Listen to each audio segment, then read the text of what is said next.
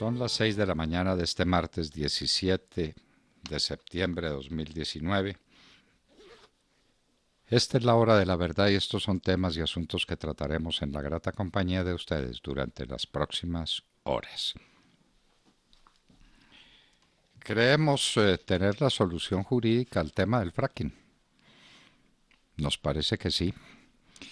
No habíamos advertido un tema que era muy difícil de ver por lo largo que es el documento al que nos referiremos en nuestra nota editorial. Creemos que el problema está resuelto. Esperamos que así sea. El mundo al pie de una tragedia. ¿Qué va a pasar con Irán después del atentado a las refinerías de Arabia Saudita? Arabia Saudita no se va a quedar esperando que le hagan otro ataque con drones. Los Estados Unidos, al estilo de Trump, amenaza y no pasa nada, pero de pronto sí pasa. La situación es muy delicada. No tenemos noticias de cuándo se restablezca la oferta petrolera de Arabia Saudita en su integridad. El precio del petróleo sigue subiendo, dicen que puede llegar a los $80 el barril. Los Estados Unidos dicen que van a utilizar sus reservas. Parece que no ha sido el caso hasta ahora. Arabia Saudita también tiene gigantescas reservas. El mundo pendiente del desarrollo de estos acontecimientos. Las próximas elecciones en Antioquia. Tenemos una situación que hay que ver de cerca. El señor Quintero resolvió disfrazarse, le ha faltado disfrazarse de monja. Ahora está imitando a Federico Gutiérrez y se pone la misma mochila y se pone la misma camisa. Y le dice a los empresarios que no los va a perseguir y que él ya no es amigo de Petro, fue el hombre de su campaña en las pasadas elecciones, fue conservador, fue todo, ese Quintero ha sido todo. Le importa un comino cualquier cosa y uno no sabe qué pasa. Dicen en las encuestas que anda subiendo, pero esperemos que ese no sea el caso. En Itagüí estaremos con una persona muy distinguida que lleva muchos años haciendo campaña política y que merece todo el respaldo de la ciudadanía. Rosa Acevedo estará con nosotros en la hora de la verdad. ¿Cuánto dinero tienen los colombianos en el exterior? Es que ahora, en unos pocos días, vence el plazo que tienen los colombianos para regularizar capitales que están en el exterior. La pregunta no es cuántos vienen, sino cuántos se quedan y por qué se han ido. ¿Por qué se han ido? La cifra que dábamos ayer, que traída a términos de hoy en dólares eran 54.000 millones de dólares. Son cifras que bastarían para cambiar el rumbo de la inversión en Colombia. Esos capitales en el exterior están disponibles para el ahorro y para la inversión. La gente no tiene ese dinero para consumo. Eso es dinero de ahorro, de inversión. ¿Por qué se van los capitales de Colombia? ¿Por qué no nos hacemos esa pregunta? Y en el último tiempo las cosas han sido todavía más agudas. ¿Cuántos son los colombianos que se han nacionalizado panameños? ¿Cuántos son los colombianos que han salvado y por cuáles razones sus capitales? El país tiene que hacerse esa consideración, porque sin inversión no hay desarrollo y la inversión depende de que haya capitales. Si no hay capitales, pues no hay nada y no hay inversión y no hay desarrollo y no hay crecimiento del empleo y no hay país. Son preguntas para que reflexione un líder que lo sea de veras y para que encuentre ahí un problema clave para resolver en el país. Hay que acabar con la coca, por supuesto. La cocaína es el combustible que alimenta todas las guerras, pero hay que darle un marco razonable a esos capitales. Los capitales no se fueron para no pagar impuestos. En el exterior tienen que pagar impuestos, están sometidos a un régimen tributario, pero infinitamente más benévolo de que el régimen tributario colombiano. Temas para reflexionar. Guaidó abandonó diálogos con Maduro, pero Maduro, que es un payaso, hace acuerdo con 4 grupúsculos de la oposición para hacer la pantomima de que está negociando con la oposición y que las cosas van muy bien. Y Guaidó dice que ya rompió relaciones con Maduro en esos diálogos. Y uno se pregunta para qué los hizo. ¿Había alguna duda de que eso fuera a terminar así? Lo dijimos en la hora de la verdad cuántas veces. Todas las veces en las que tuvimos oportunidad. Eso es una locura. Pero pues el señor Guaidó resolvió hacer diálogos, más pérdida de tiempo, más pérdida de energía política y más legitimación de un gobierno que no es gobierno, de una dictadura que no dice su nombre, pero así es, la del señor Maduro. Señores, con profunda tristeza hablamos del fallecimiento de Olga Duque de Ospina. Desempeñó todos los cargos, fue ministra, fue embajadora, fue gobernadora de su departamento, fue parlamentaria y una persona con una inmensa capacidad de convocatoria. Si uno vuelve triviales las cosas serias, hablaría de la delicia de frijoles que daba Olga Duque de Ospina a sus amigos. No, una frijolada está bien un día, pero ¿por qué iba la gente una vez y otra vez y otra vez? Porque esta mujer que se nos fue tenía una capacidad de convocatoria inmensa. A esas reuniones de Olga Duque de Ospina iba medio país en cuanto a representación se refiere, para discutir los grandes temas, para acercarse en el tratamiento de algunos problemas. Olga Duque de Ospina tuvo sobre todo un poder de convocatoria gigantesco. Una mujer extraordinaria, una conservadora a carta cabal, una huilense de las que hacen tanta falta, se nos ha ido el día de ayer. Elevemos una oración al cielo y recordemos su memoria con veneración y con el inmenso respeto que merece. Compulsa de copias contra Julio Gerlain y Arturo Char en caso de Aída Merlano. Ayer nos preguntábamos si Aída Merlano, la senadora del Atlántico que fue cogida con las manos en la masa en lo que se llamó la Casa Blanca en Barranquilla, llena de dinero para repartir, para comprar votos, decíamos, eso no es cosa de ella, ni ese dinero era de ella, ni esa capacidad organizativa era de ella. ¿Quiénes estaban ahí detrás? Pues ahora tenemos la noticia de que gente muy prestante de la costa atlántica fue denunciada en la misma sentencia en que se condena a Aída Merlano. Se pide que se inicie el proceso contra gente muy representativa de la costa que estaba al lado de Aída Merlano. ¿Pasará algo? Dicen que en Colombia no pasa nada. Racionamiento eléctrico en la costa atlántica. Este apagón programado y medido es un resultado de la situación de Electricaribe. El Consejo Nacional de Operación es el que ha dado el consejo precisamente porque Electricaribe no resiste mantener la operación como la está manteniendo y lo que puede haber es una catástrofe, una pérdida masiva de capacidad de generación eléctrica. Los departamentos del Cesar, La Guajira, Magdalena, Córdoba, Sucre y Bolívar, por alguna razón no se menciona Atlántico, estarían listos para un apagón programado antes de que sea demasiado tarde.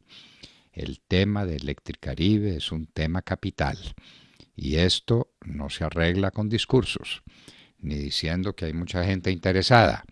Esto es viendo quién va a poner los capitales enormes que se necesitan para manejar a Electricaribe, quién va a sentar las bases para una cultura del pago y del respeto a lo que es ajeno, que son unas redes de electricidad que en muchos pueblos y en muchos lugares se acostumbraron a tomar por asalto y a resolver un problema de cartera atrasada. Electricaribe, una de las grandes cuestiones que el país tiene entre manos, y a esto se le dan espacios y se pierde tiempo y no hay ninguna noticia seria sobre la aparición de capitales enormes y de tecnología de primera línea que pueda eh, resolver el problema de Electricaribe. Renunció el alcalde de Bucaramanga, no haremos mucha mención de eso porque eso es una payasada. Este señor renuncia cuando le quedan unos mesecitos para terminar su gobierno y unos mesecitos le puso otra vez la Procuraduría de Sanción. Y hay un tema de unos contratos con su hijo que pueden ser supremamente grandes. Un hombre muy curioso, este alcalde de Bucaramanga, un hombre brutal que coge a pescozones a un concejal en pleno despacho de la alcaldía. Eso pues no tiene muchos antecedentes en la historia reciente de Colombia. Los contratos de Daniel Coronel con el ejército. No acabábamos de mencionar los contratos de Minchirrinchi por más de 1.000 millones de pesos mensuales con Noticias 1, cuando ahora tenemos que recordar los contratos con el ejército del mismo Daniel Coronel. Y son contratos que valen más de 5.000 millones de pesos. Entonces la gente se pregunta, ¿no? ¿Por qué se cierra Noticias 1? Y es una persecución a los medios de comunicación. No, señor, es que Noticias 1 estaba fletado por el gobierno, estaba pagado por el gobierno. Esto es un caso de corrupción siniestro que tiene que ser examinado con todo valor y con toda objetividad. 1.000 millones de pesos mensuales le daba a Minchirrinchi el ministro de Agricultura a Noticias 1 para que le hiciera buen ambiente. 1.000 millones de pesos mensuales. Si eso no es un delito de peculado, ¿qué es un delito de peculado? Estudiosos del derecho, abogados, magistrados, ¿qué es un peculado? Eso era destinar dinero para mantener un medio de comunicación haciéndole propaganda al gobierno. Eso es comprar la prensa. ¿Dónde está la libertad de prensa con contratos de esta naturaleza? El petróleo sigue subiendo. Ayer en la tarde había subido el 14.68%. El café también había subido un poco a 1.04, el azúcar a 12.26. Se había recuperado un poquito, pero pues está a la mitad de lo que estaba antes. Y el Dow estaba cayendo, pero terminó al alza en la jornada de ayer.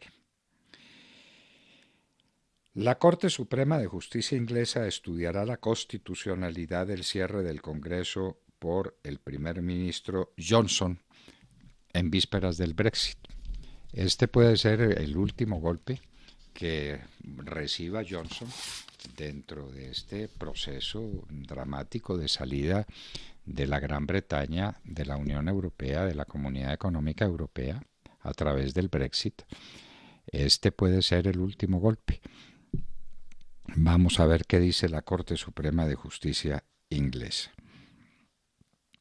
Alguna vez, no lo recordamos, la ONU había dicho que la responsabilidad del bombardeo a Guernica en la Guerra Civil Española, que se hizo famoso por los lienzos de Picasso, la verdad es que entre los hechos brutales de una guerra que costó 1 millón de muertos, lo de Guernica no sería solamente, no pasaría de ser un episodio más. Lo volvió famoso para el mundo y por siempre el talento gigantesco de Pablo Picasso. Pues la ONU dijo que la responsabilidad era de los republicanos, ahora dice que es de los nazistas y los fascistas. Tendría que revisar la historia a ver si aviones de ambos bandos concurrieron al bombardeo de Guernica. No sé qué declaraciones tenga la ONU sobre la participación de Stalin en la Guerra Civil Española y sobre, por ejemplo, el robo de todas las de todos los inventarios de oro que tenía el Banco Central de España, que fueron a parar todos a manos de Stalin. ¿Qué dirá la ONU sobre ese particular? Uno tiene que ser objetivo y tiene que ser universal. Claro, lo de Guernica fue una atrocidad, pero ¿quién lo niega?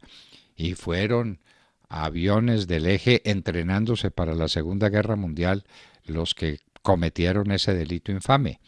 Pero hay que contarlo todo. Lo que hacía Stalin y lo que hacían todos sus generales, Lister y el campesino, y sus políticos, Carrillo y la pasionaria, en la Guerra Civil Española. Trump dice que está casi seguro de que los ataques a las refinerías de Arabia Saudita eh, fueron de Irán o provinieron de Irán. Casi seguro. Cuando uno está casi seguro es porque no está totalmente seguro. ¿Cómo desencadenar una guerra cuando uno no está totalmente seguro de su causa? Pero para el mundo es muy difícil entender que un ataque de esta precisión, de esta capacidad de daño, venga de unos rebeldes hutíes, de una etnia perdida por allá en la mitad de la nada. Eso tiene que contar con una tecnología muy alta en el manejo de drones con explosivos. Pero Trump apenas está casi seguro.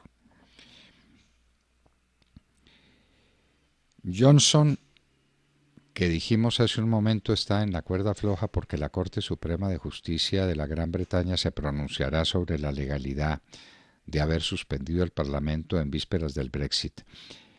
Empezó las negociaciones con la Unión Europea y le fue muy mal, le fue muy mal. La única conclusión positiva que logró dar a, a sus a sus partidarios y no partidarios en la Gran Bretaña es que ahora las conversaciones continuarán con mayor intensidad, pero le fue muy mal. Ningún acuerdo con la Unión Europea. La ONU declara que los militares de Myanmar deben comparecer ante la Corte Penal Internacional por el genocidio cometido contra la etnia Rohingya. Una cosa atroz, un delito espantable. Bueno, y entonces ahora que manden a esos militares a la Corte Penal Internacional, vamos a ver qué capacidad tiene la ONU para conseguir ese propósito. Lo que agrega, y es lo que más nos contrista en este momento, es que hay 600.000 personas más que están en grave riesgo. No es que nos olvidemos de todos los muertos, los muchísimos muertos que causaron los militares de Myanmar, pero lo más preocupante en este momento se refiere a los que están vivos, que son muchos, 600.000. España dice que el general Carvajal no será extraditado a Caracas. ¿Fue un ladrón Carvajal? No sabemos. Lo piden los Estados Unidos, no hay constancia. Quien lo está pidiendo y España dice no. No voy a contribuir a esa persecución política contra el general Carvajal. El señor presidente del Brasil, Bolsonaro, ha sido dado de alta del hospital donde se recuperaba de la cuarta cirugía a la que ha tenido que ser sometido por la puñalada que le metieron durante las elecciones, la campaña a las elecciones que lo llevaron a la presidencia del Brasil, de los Estados Unidos del Brasil. Bolsonaro, pues, en vía de recuperación, 4 cirugías. Esperemos que ya quede con salud plena el presidente Bolsonaro. En Colombia, FENALCO propone contratación laboral.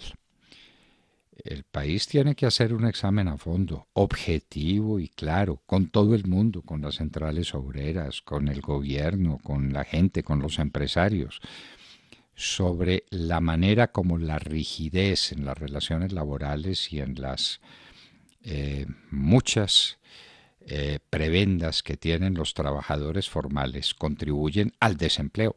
Ese es tema esencial. ¿Cuánta gente hace cuentas y no le salen y dice yo no me puedo embarcar en una contratación tal como está porque los costos son inmensos y porque desmontarme de ese contrato es inmensamente costoso? La contratación por horas es lo que propone FENALCO. ¿Hay que discutirla? No tenemos una posición formada desde ahora. Sí, en cuanto a la necesidad de hacer menos rígidos, menos duros los lineamientos del contrato laboral que espantan a cuantos potenciales empresarios de contratar gente. Hoy se reabre la vía al llano para camiones de carga. No somos ingenieros, no tenemos ningún motivo para dudar de la capacidad de los ingenieros oficiales y de los de Coviandes. Seguramente están en lo mismo, pero esa montaña da mucho miedo. Eso infunde mucho miedo. Ojalá no vaya a pasar nada y lo que está ahí pendiente no se vaya a descolgar en cualquier momento. No sabemos qué va a pasar con las lluvias que llegan en octubre y noviembre, porque será época de sequía en los llanos a partir del mes de octubre tal vez, pero vendrán nuevas lluvias. ¿Lo resistirá esa masa de rocas que está ahí simplemente puestecita? Ojalá que sí. El mundo se queda sin bosques. El cálculo es que en 4 años se han destruido, escuchen, 26 millones de hectáreas de bosques. Nos estamos quedando sin bosques, nos estamos quedando sin vida. En Colombia contribuimos enormemente con la tala y misericordia de los bosques, con la afrenta que se le hace a la naturaleza primitiva para conseguir espacio para sembrar la maldita coca. 26 millones de hectáreas en 4 años.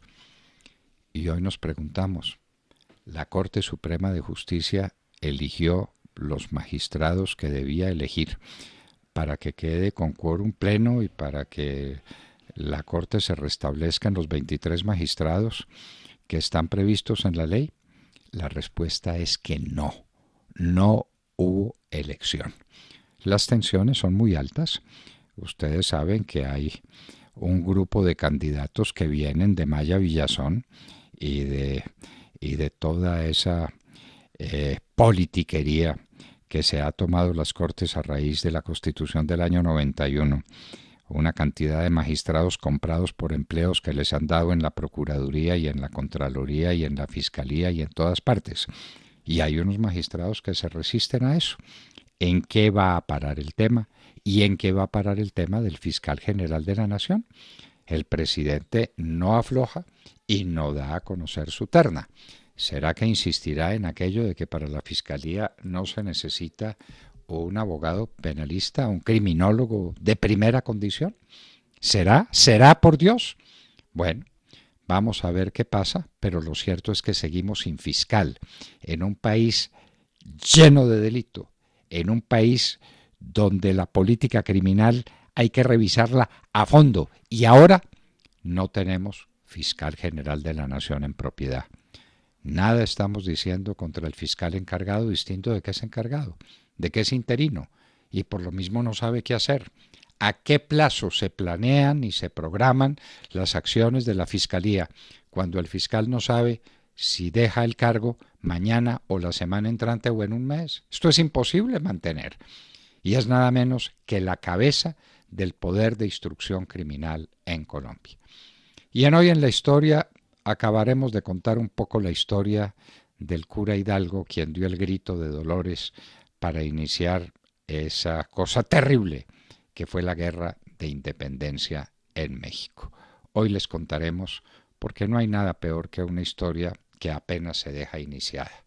Les contaremos qué pasó con el cura Hidalgo después de que dijimos le dio la espalda al ataque a Ciudad de México que estaba prácticamente en sus manos.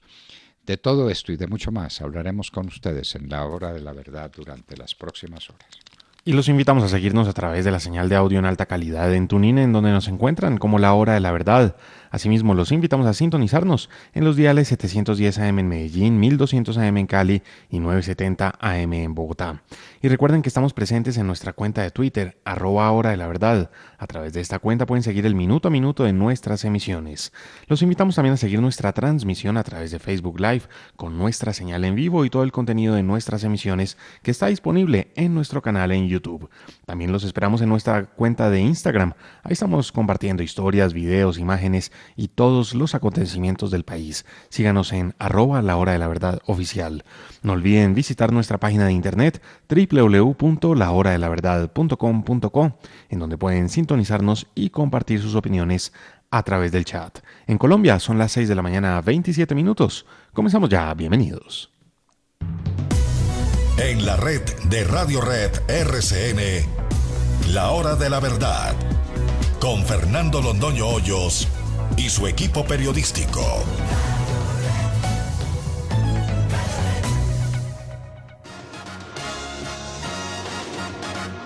España, Nino Bravo, sin duda el más grande cantante popular de España en mucho tiempo, nos está entregando Mis noches sin ti de María Teresa Márquez.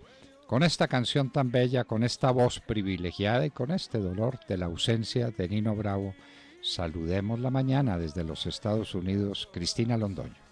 Hola papi, muy buenos días y muy buenos días a todos. Hoy vamos a hablar de una crisis de salud pública que se ha desatado en Estados Unidos. El Centro para el Control de Enfermedades anunció que va a crear un comando central para atender la emergencia nacional que ha desatado el uso indiscriminado de los cigarrillos electrónicos. Aquí también se le conoce como vaping. La preocupación es porque se han registrado al menos 6 muertes y ha habido cientos de visitas a las salas de emergencia del país con todo tipo de infecciones y de crisis pulmonares. Los médicos están apuntando a estos cigarrillos electrónicos, en especial a los que tienen distintos sabores que aseguran están siendo mercadeados para niños de escuela media, de tercero, cuarto, quinto de primaria. Se está viendo uso entre ellos. Un 48% de los niños de estas edades dicen que los han usado. Casi el 80% de los estudiantes de escuela superior o de bachillerato, digamos, cuarto, quinto y sexto de bachillerato dicen que los han usado, y 3.6 millones de adolescentes le han reconocido al gobierno que están usando este tipo de cigarrillos electrónicos. ¿Cuál es el problema? Bueno, al parecer que es una industria muy poco regulada, que tienen todo tipo de químicos y que, como es una industria relativamente nueva, hasta ahora se empieza a ver estos efectos, se podría decir que a corto plazo, de los cigarrillos, porque los llevan usando solamente un par de años. Los médicos temen. Ayer entrevisté a un médico colombiano que dice que además de daños pulmonares está causando problemas del corazón porque el consumo de nicotina se ha disparado. Los cigarrillos tradicionales primero tienen un principio y un fin, se acaban y hay que botarlo y hay que prender otro. Los cigarrillos estos electrónicos pues a veces le cambian los cartuchos, pero no tiene un principio, no tiene un fin, lo pueden usar fácilmente en distintos lugares, no tienen que salir a ninguna parte, el olor no es tan ofensivo, dicen los que lo usan. Y los jóvenes pues también les queda muchísimo más fácil escondérselo a los papás. Entonces esto es lo que ha generado la crisis. La Asociación de Cigarrillos Electrónicos Nacional, o la Asociación Nacional de Vaping, esta industria que, como les digo, mueve unos 2.600 millones de dólares al año y hay 20.000 tiendas en todo el país que los venden, pues dicen que ellos no son el problema, que siguen siendo una opción más saludable que los cigarrillos tradicionales que son quemados, y que el problema que todas estas enfermedades las están generando son los productos que están siendo vendidos en el mercado negro. Muchos de ellos tienen marihuana y tienen todo tipo de aceites. También se ha vinculado, o se ha dicho que uno de los problemas podría ser el aceite de vitamina E. Entonces ellos dicen que esto es una persecución muy grave y que temen que millones de personas que habían dejado de fumar tabaco vayan a regresar al vicio. Aún así, estados como Michigan y Nueva York quieren prohibir la venta totalmente de estos cigarrillos electrónicos con sabores especializados como para los niños. También la ciudad de Chicago lo está haciendo, el estado de Maryland también. Y ayer el estado de California anunció que va a hacer una campaña de más de $20 millones para educar al público y decir que estos vaporizadores que no eran tan inofensivos, pues ya han dejado de serlo y están generando una crisis en este país. Es lo que tengo por el momento. Ahora regreso contigo al estudio, papi. Que tengas muy buenos días y muy buenos días a todos. Otra pata que le nace al cojo, queridos amigos, el vaping o vapeo, es decir, los cigarrillos eléctricos que se están utilizando para dejar los cigarrillos de nicotina, que causan una adicción terrible y unos daños espantables a la salud, como está perfectamente comprobado, pero parece que el remedio puede ser igual o peor que la enfermedad, entre otras porque la están asociando con el consumo de ciertas sustancias adictivas que le meten al vapeo, y el vapeo lo están haciendo hasta niños de primaria. Vea pues usted otro problema que ya es un problema general de salud en los Estados Unidos. ¿Quién sabe en qué andemos por aquí? ¿Quién sabe? Sergio Gel. Doctor Londoño, muy buenos días para usted, para todos nuestros oyentes. Falta una semana para que se venza el plazo que tienen los colombianos con activos en el exterior sin declarar para que lo hagan en el marco de la amnistía tributaria que les permite normalizar estos activos y evitar sanciones que pueden ir hasta el 200% del mayor valor del impuesto que correspondería pagar. Ese plazo se vence el próximo 25 de septiembre y es la reforma fiscal del año pasado del gobierno Duque la que le permite a esos miles de colombianos con recursos en el exterior realizar esa normalización pagando un impuesto de castigo, un 13% de impuesto sobre el patrimonio que tengan afuera. Y ese patrimonio, del que por supuesto no se tiene certeza de cuánto es, puede oscilar, según algunas estimaciones, entre los 50.000 y los 100.000 millones de dólares. Pero lo cierto es que esta amnistía tributaria que se está llevando a cabo, la DIAN ha logrado recaudar en impuestos tan solo 173.000 millones de pesos, lo cual quiere decir que se han normalizado activos por casi 2 billones de pesos o algo así como 600 millones de dólares. Esto de más de 900 personas que se han acogido a la amnistía. Y la DIAN espera ahora llegar a un recaudo de 1 billón de pesos. Están lejos, pero pues esto supondría la normalización de más de 10 billones de pesos. Van en la quinta parte, falta una semana. Es una cifra bastante lejana, además, a la que han logrado normalizar algunos otros países como Argentina, que en un proceso de normalización logró pues devolverle al país 116.000 millones de dólares. O Indonesia, por ejemplo, que logró también atraer a su país alrededor de 745.000 contribuyentes que estaban, pues, como diríamos vulgarmente, capando impuestos con los recursos fuera del país y bueno, lograron normalizar en Indonesia cerca de 330.000 millones de dólares. En Colombia, como les digo, la cifra pues no es tan favorable. Se han logrado normalizar en esta última amnistía casi 2 billones de pesos, pero pues estamos lejos además de la meta de recaudo de la DIAN, que es de 1 billón de pesos por concepto de normalización. Entonces, pues la gente sigue sacando plata del país. Hay quienes están cambiando además su residencia fiscal para no pagar impuestos en Colombia. Y lo cierto es que estamos a una semana de que venza este plazo de normalización y los resultados son bastante flojos. Los bienes de colombianos en el exterior, un tema que revisamos muy de cerca, y las autoridades además dicen que seguirán fortaleciendo los convenios de cooperación, entre otras alguno con Panamá, que eso hay que verlo porque eso ha desatado ya crisis diplomáticas en el pasado, recordarán ustedes, pero pues se busca fortalecer el intercambio de información con países como Estados Unidos y como Panamá para lograr perseguir después de que venza esta amnistía a quienes tienen bienes en el extranjero y no los han declarado en Colombia. Un tema al que le seguiremos la pista, pero como les digo, falta una semana para ese cierre, para que se venza ese plazo de la amnistía y ya veremos qué termina de pasar en estos días. Pero la gente ya encontró el antídoto en Panamá, se hizo panameña. Parece que el procedimiento es bastante sencillo y Bastante sencillo, sí, señor. muchos colombianos con grandes capitales se hicieron ciudadanos panameños. Entonces, cuando Colombia pida a Panamá cooperación judicial o administrativa para que le diga qué capitales de colombianos hay allá, le diga, no, en absoluto. Aquí tengo capitales de ciudadanos panameños. Entonces, la pregunta es ¿por qué se van los capitales de Colombia? En cantidades que podrían permitir darle un giro total a la marcha de la economía colombiana, fortaleciendo la inversión en unos niveles descomunales. ¿Por qué se van los capitales de Colombia? Esa es la gran pregunta, Sergio. Tatiana Guerrero.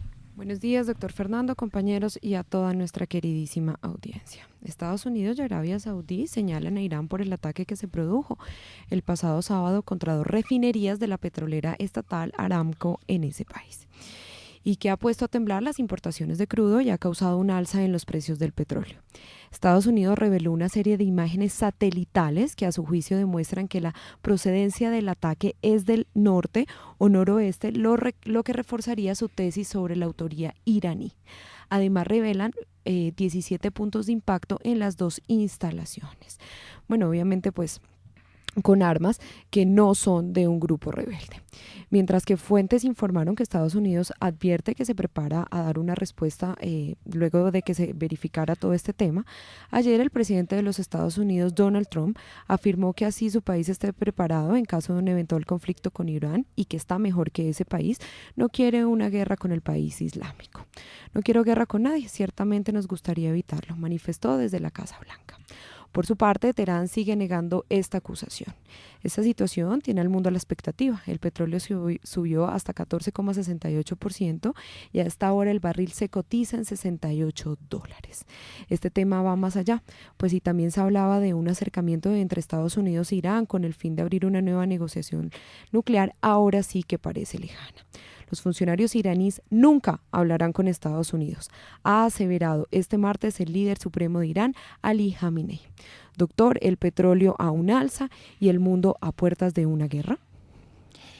Y muchas cosas que no sabremos, hablaremos con el profesor Román Ortiz en unos minutos para que nos diga si ya se sabe cuál es la magnitud de los daños y en cuánto tiempo puede restablecer Arabia Saudita su operación normal de petróleo y regresar la inmensa cantidad de barriles que no está mandando al exterior.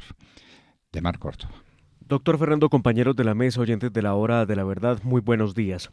En Colombia nadie ha podido explicar cómo es eso de la persecución en contra de la cadena de producción de cocaína, pues se persiguen los precursores químicos, los cultivos de coca se erradican o se sustituyen, cosa que no sucede en lo segundo, y se encarcela a los narcotraficantes, pero poco se había hecho para perseguir a los jíbaros que con el cuento de portar la dosis mínima se pasean por las calles de toda Colombia contaminando a la juventud.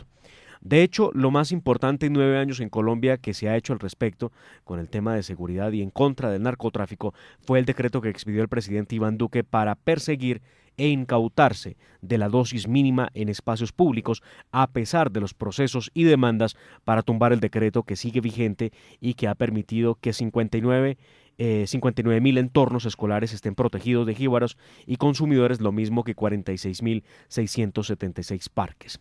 Gracias a ese decreto que tiene fuerza, que se la da en su artículo 49 constitucional, modificado por el Acto Legislativo 02 del 2009, desde el 7 de agosto al mes de agosto de este año se ha logrado la incautación de 332 toneladas de droga, de ellas 303 toneladas de marihuana, cifras que entrega el Ministerio de la Defensa. Todo esto, queridos oyentes, porque anoche en la plenaria del Senado se aprobó un proyecto de ley que modifica el Código de Policía y el Código de Infancia y Adolescencia en materia de porte y consumo de sustancias psicoactivas con ponencia del senador Rodrigo Lara. Como lo explicó el senador Lara, con esta norma que modifica el Código Nacional de Policía se prohibirá definitivamente el porte y consumo de sustancias estupefacientes en parques, campos deportivos, alrededores de instituciones educativas. Y pues esto será un gran alivio para las familias que están preocupadas. Por eso, aquí está la explicación muy breve del doctor Rodrigo Lara sobre lo que significa este proyecto. Seguimos entonces y damos continuación a la discusión y votación de este proyecto de ley. Como usted sugirió y decretó en la pasada sesión donde lo discutimos, se conformó una subcomisión a fin de revisar nuevamente el articulado, inclusive los artículos que ya fueron votados, y en particular el artículo 3º, que fue objeto de una intensa discusión aquí en el Senado de la República. Pues es Rodrigo Laro explicando el alcance de los artículos que, como lo acabo de mencionar, servirán precisamente para que los alcaldes, los consejos, las juntas de acción comunal puedan tomar medidas para evitar el consumo el porte y consumo por parte de jíbaros en los espacios públicos y abiertos donde deben estar los niños. Este es un paso más, sin lugar a dudas, doctor Fernando, para un país que desde siempre debió unificar el esfuerzo en atacar toda la cadena y consumo de drogas, aun cuando ciertos sectores de la Corte Constitucional hablen del libre desarrollo de la personalidad como parte de la dignidad humana para el consumidor, como si el derecho de los niños no estuviera por encima de cualquier otro, en virtud del bloque de constitucionalidad que protege a nuestros pequeños. El de los niños y el de los adultos y el de todos los colombianos. Por encima de todo, hay que combatir el narcotráfico en toda la cadena. Pero si se combate la cadena, pero se autoriza, como quiere la Corte Constitucional, el consumo final, pues estamos perdidos. Es que los magistrados de la Corte son así. ¿Qué le vamos a hacer? Y no tienen remedio. En un minuto estaremos con el profesor Román Ortiz, quien nos hablará del gran problema que tiene hoy la humanidad, el ataque a las refinerías de Arabia Saudita y la respuesta que se espera en algún momento. En un minuto.